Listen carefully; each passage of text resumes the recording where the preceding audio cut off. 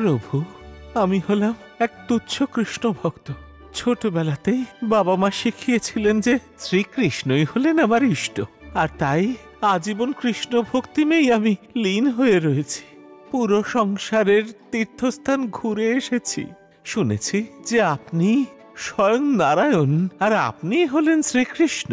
আজ আপনার দর্শন পেয়ে আমি ধন্য হয়ে গেছি প্রভু। এবার আমাকে আজ্ঞা দিন প্রভু। ওহ, আমি এ কি দেখলাম! স্বয়ং প্রভু শ্রীকৃষ্ণ, রোহিণী নন্দন বলরাম আর দেবী সুভদ্রা। যে প্রভুর সামান্য করুণা পাওয়ার জন্য আমি অনেক তীর্থ আর অনেক পুণ্যস্থান ঘুরে এলাম, আজ এই পুরুষোত্তম ক্ষেত্রে সেই প্রভুর সাক্ষাৎ দর্শন পেলাম। প্রভু জগন্নাথ, তুমি আমাকে শ্রীকৃষ্ণ রূপে দর্শন দিলে আমি ধন্য হলাম প্রভু। ধন্য হলো আমার মনুষ্য জীবন। প্রভু, যে স্থানে আপনি স্বয়ং বিরাজ করছেন সেই স্থান ছেড়ে আমি আর কোথায় যাব প্রভু? আর কোন পুণ্যের সন্ধানে যাব প্রভু? আপনি কি আমার মতো সামান্য ভক্তের ওপরে আর একটু দয়া করবেন? আমার শেষ ইচ্ছা কি পূর্ণ করবেন প্রভু? আমার বাকি জীবনটুকু যেন এই শ্রীক্ষেত্রেই কাটে প্রভু, আর জীবনের শেষ সময় আপনার নামই যেন আমার মুখে থাকে মহাপ্রভু। আপনি এই দীন দাসের ওপর এইটুকু কৃপা করবেন প্রভু। জগা, তোমার এই বাঁশির সুর শুনলে মনে হয় যেন তুমি আমাকে ডাকছো। আর কিচ্ছু মাথায় আসে না, তাড়াতাড়ি তোমার কাছে চলে আসি। কিন্তু তোমার এমন কেন মনে হলো? কে জানে, তা আমি জানি না, জানতে চাইও না।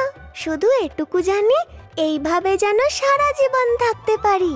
জগা, তোমাকে আজকে খুব খুশি খুশি দেখাচ্ছে। হ্যাঁ বলরাম, আমার এক ভক্ত আজ আমার দর্শন পেয়েছে আর সে খুব খুশি। তাই তো আমিও আজ খুব খুশি। তুমি তো জানো, ভক্তের খুশিতে আমার খুশি আর ভক্তের দুঃখেই আমার দুঃখ। কিন্তু বলরাম, আমার সেই ভক্ত সকাল থেকে কিছুই খায়নি। জগা, তোমার শরণে এসে কেউ কি খালি পেটে থাকে যে সে থাকবে?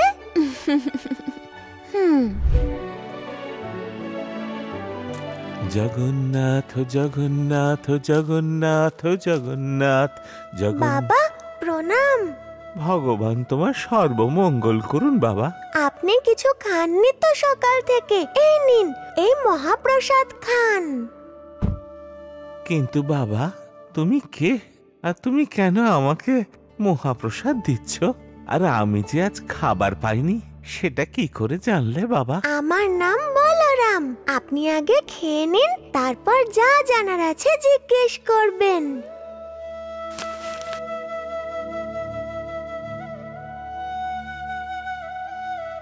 আহা, অদ্ভুত তো! আমি অনেক স্থানে প্রসাদ খেয়েছি, কিন্তু মহাপ্রসাদের মতো প্রসাদ আর কোথাও খাইনি। মহাপ্রসাদ মুখে দেওয়ার সঙ্গে সঙ্গে মনে হলো যেন আমি অমৃত খাচ্ছি। ধন্যবাদ বলরাম। না বাবা, এই প্রশংসার যোগ্য আমি নই, আমি তো নিমিত্ত মাত্র। এই যে আপনি মহাপ্রসাদ খাচ্ছেন, এটা তো স্বয়ং জগন্নাথ পাঠিয়েছেন। সবই তার ইচ্ছায় হচ্ছে। ধন্যবাদ প্রভু, এত দয়া। আচ্ছা বলরাম, আমি এই শ্রীক্ষেত্র ছেড়ে কোথাও যেতে চাই না। এখানে থাকার জন্য আমি কোথাও কি জায়গা পেতে পারি বাবা? বাবা, এইদিকে কয়েকজন সাধু একটা মঠে থাকেন, আপনি গিয়ে তাদের সাথে কথা বলুন। আচ্ছা ঠিক আছে, আমি কথা বলে দেখছি। আশ্রমের বাগানে একবার যেও। এই যে আপনি, আপনার কি নাম বলুন তো? আগে আমার নাম কৃষ্ণচরণ। আমি একজন সন্ন্যাসী। সর্বদা আমি বিভিন্ন তীর্থস্থানে ভ্রমণ করে থাকি, কিন্তু প্রভু জগন্নাথকে দেখবার পরে অন্যত্র আর কোথাও আমার মন কিছুতেই যেতে চায় না। সেজন্য যদি আপনারা একটু অনুমতি দেন, তাহলে আমি এই মঠে একটু থাকতে চাই। বদলে আপনারা সবাই যে কাজ করতে বলবেন আমি করব। ক্ষমা করবেন, এখানে থাকার জন্য কোনো স্থান বাকি নেই, কারণ এখানে এত লোকজন রয়েছেন, তাদেরই ঠিক করে থাকার স্থান নেই। এবার আপনি কোথায় থাকবেন? দয়া করে একটু দেখুন না, যদি কোনো সাহায্য করা সম্ভব হয়। আরে সম্ভব হলে আমরা কি আপনাকে বারণ করতাম? আপনি অন্য কোথাও গিয়ে দেখুন, এখান থেকে চলে যান।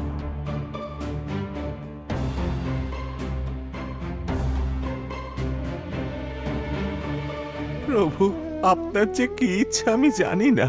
আপনি চাইলে রাখবেন আর চাইলে আমায় দূর করে দেবেন, তবে যতক্ষণ না আপনার কোনো আদেশ নির্দেশ পাচ্ছি আমি এখানেই বসে থাকবো প্রভু, আর কোথাও যাব না। রাখিলে রাখো জগন্নাথ, না রাখিলে রেখো না। তুমি না রাখিলে ভেসে যাব, বিশ্বাস তবু হারাবো না।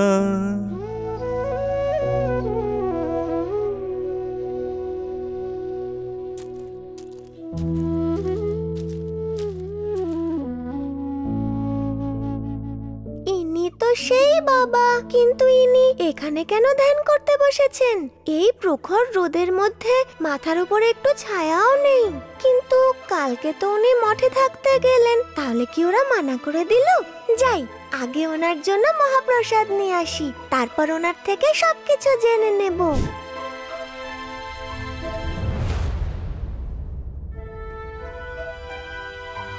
বাবা, বাবা, চোখ খুলুন বাবা।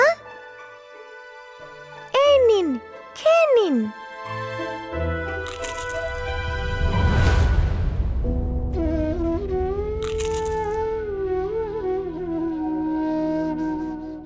বাবা, আপনি তো কালকে মঠে থাকতে গিয়েছিলেন, তাহলে ওখানে কি এমন হলো আপনি এখানে ধ্যান করতে বসেছেন? হ্যাঁ রে বাবা, গিয়েছিলাম, কিন্তু তারা থাকবার স্থান আমায় দেননি।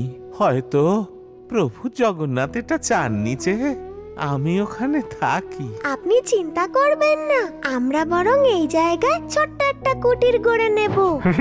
ভাই গটরু, আমি কালকে স্বপ্ন দেখেছি। হ্যাঁ, তাই নাকি? তাহলে কি দেখলি বল? হ্যাঁ, আমি রাজা হয়ে গেছি, আর আমার সঙ্গে 8 জন রানী আছে। আমি তাদের সঙ্গে চোখে কাপড় বেঁধে কানামাছি খেলছি, কিন্তু কাউকেও ছুতে পারছি না। শেষে একজন রানীকে ধরে ফেললাম, তারপর আমার ঘুম ভেঙে গেল। তারপর চোখ খুলে দেখলাম একটা কুকুর এসে আমার পাশে শুয়ে আছে, আর আমি তাকে ধরে আছি। হ্যাঁ? তোর যোগ্যতা অনুযায়ী তুই ঠিক জিনিসকেই ধরেছিস। তুই শুধু কুকুরের রাজাই হতে পারিস, বুঝলি? কিন্তু দেখবি একদিন আমি সত্যি কোনো রাজ্যের রাজা হব। হ্যাঁ, আমার প্রজারা আমাকে ডাকবে মহারাজ গটরু। হ্যাঁ, আর আমি? আরে তুই তো স্বপ্নে রাজা হয়ে গেছিস, এখন আর কি দরকার? হ্যাঁ, হ্যাঁ, আর যদি তুই চাস আমার সেবক হয়ে থাকতে পারিস। হ্যাঁ ভাই কটরু, দেখ দেখ, এই বলরাম একজন সাধু বাবাকে সঙ্গে করে এনে বাড়ি বানিয়ে দিচ্ছে। হ্যাঁ হ্যাঁ, আরে তাই তো। চল ওদিকে চল, আমরা দুজন এখানে থাকতে কার এত সাহস?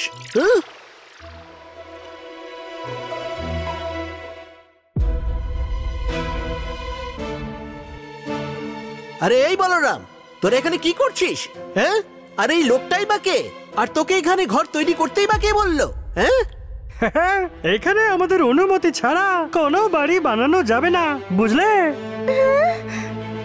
আগে এই সাধু বাবা অনেক দূর থেকে এসেছেন, এই শ্রীক্ষেত্রে থাকতে চান উনি, কিন্তু কোনো স্থায়ী বাসস্থান উনি পাচ্ছেন না, তাই এই কুটিরটি গড়ছি। না না না না, এখানে কোনো কুটির তৈরি করা যাবে না। এই মোটরু, দেখছিস কি হচ্ছে? ভেঙে দে এই কুটিরটাকে। ভেঙে দে, ভেঙে দে। আরে নিজেদের ইচ্ছে মতো যা খুশি করবে নাকি? হ্যাঁ, নিজেদের কি ভেবেছ? কি এবার বুঝলি তো আমরা কে?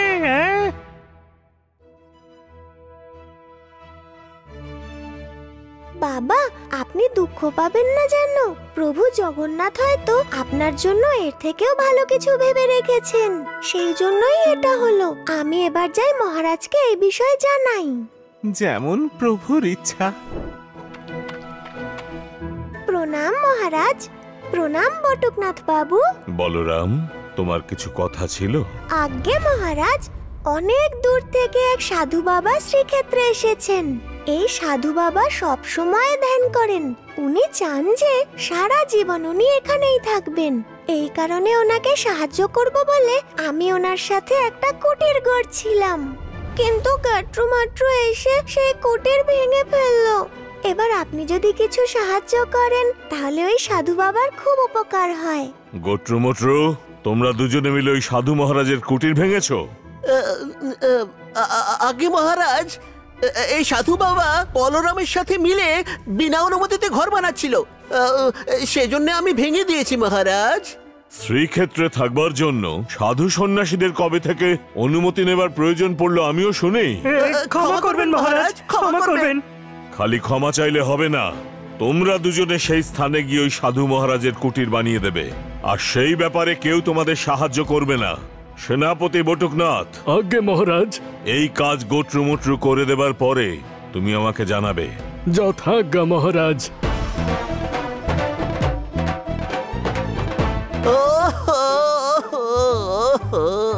কি কষ্ট রে ভাই, হে ভগবান, আমার সারা জীবনে এত কষ্ট কখনো করতে হয়নি মাগো।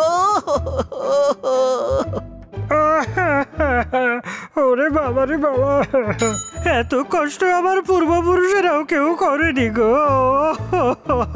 বাবা রে বাবা, সব তোর জন্য হয়েছে। হ্যাঁ? আরে ভাই, আমি আবার কি করলাম? তুই করিসনি তো কে করেছে? আরে তুই যদি ওদের ঘর বানাতে না দেখতিস তাহলে কি সেই ঘর ভাঙার জন্য আমরা ওখানে যেতাম? হ্যাঁ, এখন আবার কষ্ট করে ঘর বানাতে হলো। হ্যাঁ হ্যাঁ হ্যাঁ, ঠিক বলেছিস ভাই বটরু। হ্যাঁ।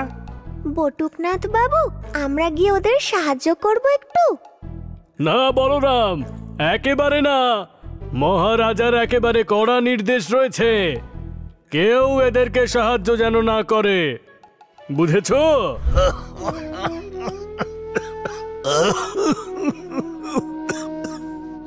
হে প্রভু জগন্নাথ, দুদিন হয়ে গেল শরীরটা বড্ড অসুস্থ প্রভু। আপনাকে হাত জোর করে যে ডাকবো, আমার দু হাত তো উঠছেই না। মনে হচ্ছে যে আমার শেষ সময় এসে গেছে।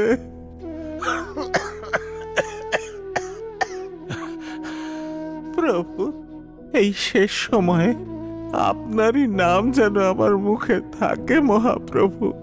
সবই আপনার ইচ্ছা প্রভু।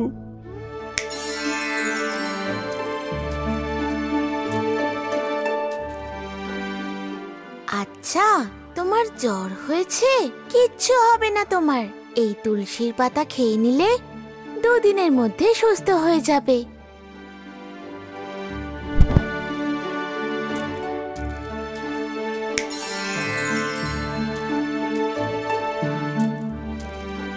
আরে কি, জগা সাধু বাবার কুটিরে ঢুকলো, যাই গিয়ে দেখি।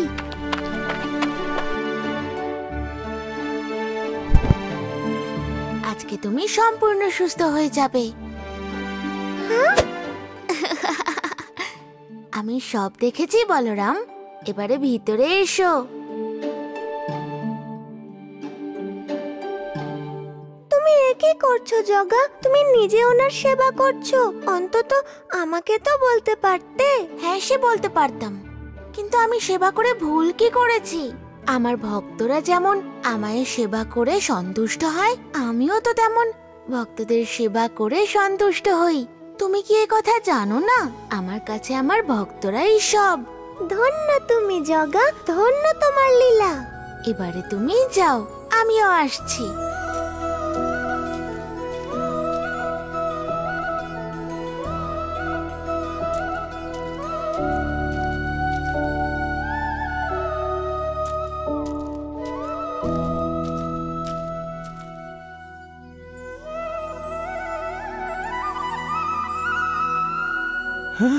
এটা কি? তার মানে আমার প্রভু নিজে এসেছিলেন। আমার প্রভু নিজে এসে আমায় সুস্থ করে তুললে। হে প্রভু, এই অধম ভক্তকে তুমি এত কৃপা করলে প্রভু।